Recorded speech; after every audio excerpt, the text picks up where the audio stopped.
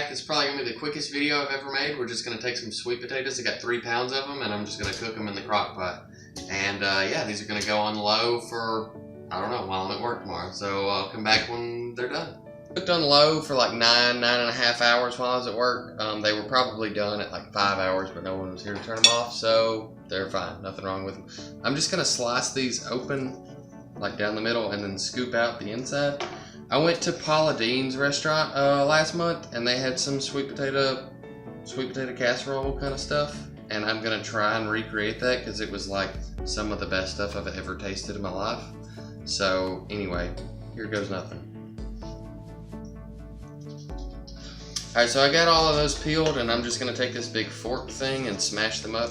If you have a potato smasher, you're too fancy for my kitchen, so you know, I'm just kidding. You can smash them with a potato smasher if you want to. I'm just gonna smash these till they're smooth, and then I'm gonna throw some stuff in there that I think Paula Deen may have used. Also, I do appreciate that there were no nuts in the sweet potato casserole at Paula Deen's because I don't like nuts.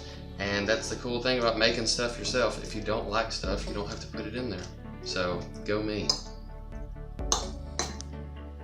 Alright, so I've got all this smashed in there, and I've got nearly a stick of butter. Sorry, Paula, I know that you probably have more than that in yours, but I'm just going to go ahead and lay these out.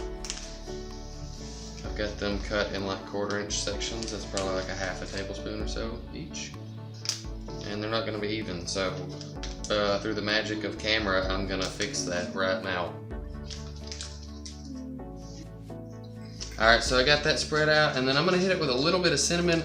There's probably some nutmeg up there where they use it, but I don't have any, so I'm kind of improvising. And I feel like cinnamon goes okay with that. And then I've got probably 1/3 cup or so of brown sugar. I'm just going to crumble that over there too.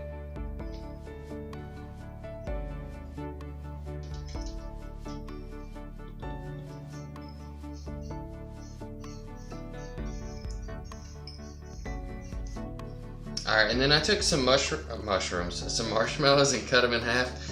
This is a lot stickier than I thought it was going to be, but anyway, I'm just going to cover the tops of this. Maybe leave a little bit of edge on a little room on the edge, sorry, because they're going to expand just a little bit. And I've got my oven set to broil, and I'm going to kick them in there just till these get nice and toasty.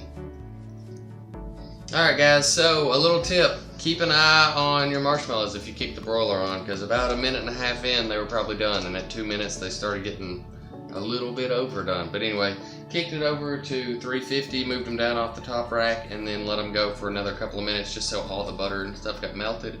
And there you go. It's a good looking, not your grandmother's sweet potato casserole unless your grandmother's Paula Deen. Anyway, hope y'all enjoyed.